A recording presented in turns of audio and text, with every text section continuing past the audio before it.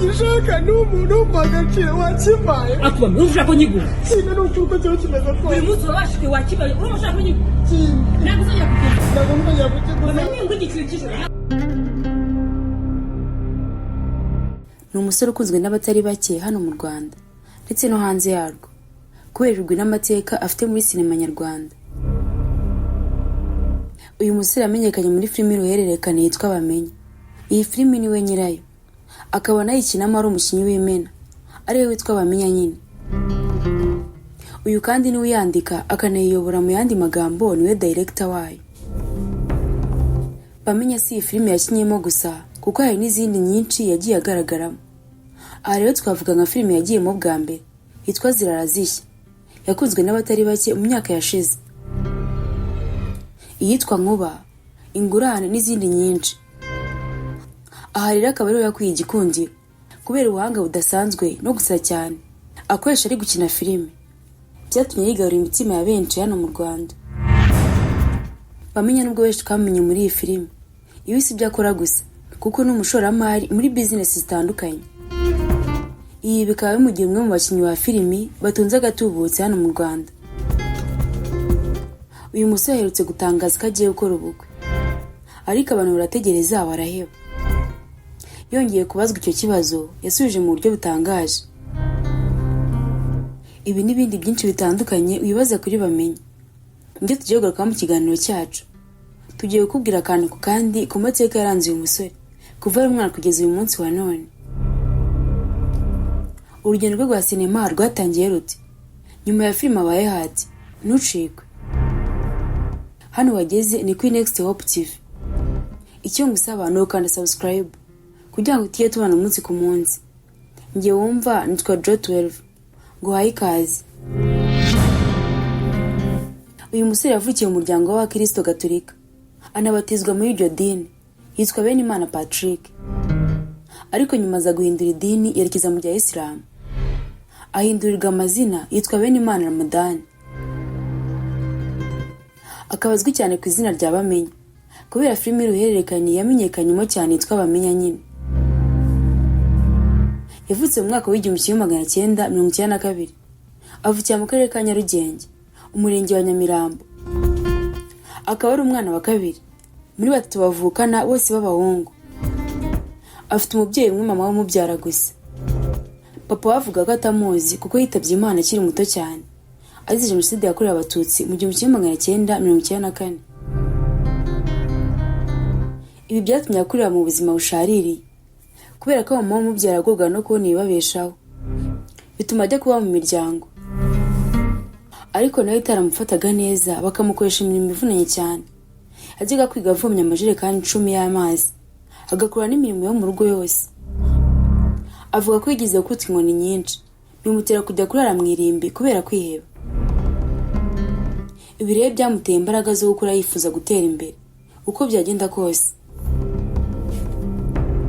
Amashuri y'abanza yayize mu mujyi wa Kigali ku kigo cya EP Kicukiro, ayisumbuye yiga muri ETAC, asoza mu bijyanye n'ubwubatsi construction, abikomeza no muri kaminuza ya KIST.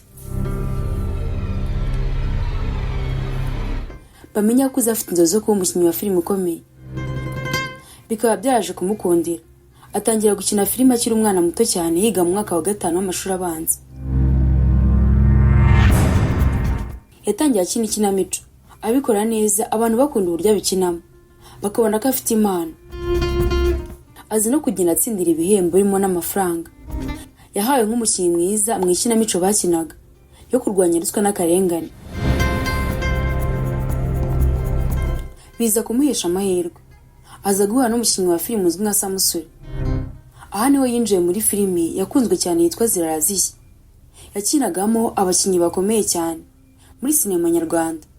Aha twavuga nka Sekaganda, Samusuri, Kanyombya, Nzovu n'abandi benshi.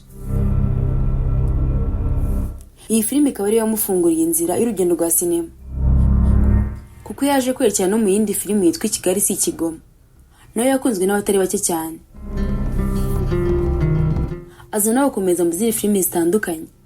Aha twavuga Nkuba, Ingurane y'Ubusugi, Catherine, Stimedi, Seburikoko n'izindi. Yaje no kugira uruhare mu gushinga inzu yacuruzaga filimi yitwa African Movie Market.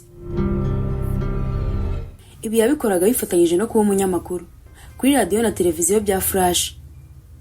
Aha rero yari yatoranyijwe mu bakomedi bagomba gukora ibiganiro bisetsa bizatuma igitangazamakuru kizamuka vuba kikamenyekana.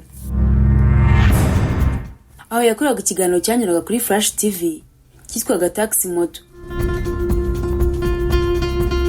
Nyuma yo kuva kuri iki gitangazamakuru nibwo yaje kugira igitekerezo cyo kwandika filimi ayita Bamenya. Filimi yaje kujya hanze igakundwa n'abatari bake cyane kubera ubuhanga bayikinamo bibitseho byatumye yegukana ibihembo bitandukanye.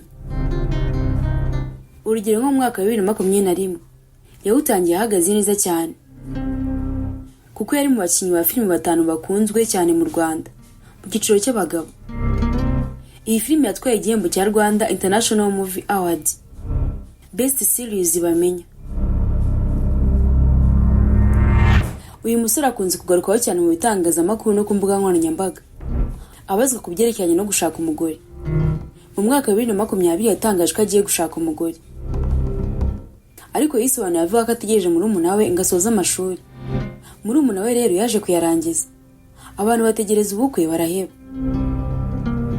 Yongeye kubazwa ikibazo avuga ko nubwo ateganya gukora ubukwe ariko atarahitamo ubo bazabana, ngo baba bahari ari benshi ariko ngo ntabwo arabona umwemeza, cyane ko ngo n'abasezerana batandukana. Bamenya uretse gukina filimi ashora imari mu kugura no kugurisha amazu n'amamodoka hano mu Rwanda. Si ibi gusa kandi ni n'umubyinnyi mu itorero ribyina imbyino za Kinyarwanda, akanaririmba, akayifatanya no kuvuga amazina y'inka mu bukwe. Ibyo wamenya ku buzima bwa Bamenya nuko ikintu akunda cyane gitangaje kurusha ibindi. Avuga ko akunda urusenda cyane ku buryo ngo iyo arubuze ku meza atabasha kurya. Igitangaje nuko urusenda Bamenya atari urwitekera cyangwa urutekerwa iwe, ahubwo rutekerwa iwabo kwa mama we. Impamvu ngo nukugira ngo atazibagirwa iwabo cyangwa yibagirwe inshingano agomba gukora iwabo. Bamenya ngo umuntu afata nk'icyitegererezo mu buzima bwe ni nyakubahwa Perezida wa Repubulika y'u Rwanda Paul Kagame. Ngayo nguko rero ngo ibyo byaye n'ubuzima n'amateka yaranze Bamenya. Reka tube dusubikiye hano, naho ubutaha Imana ibarinde. Ndabakunda cyane.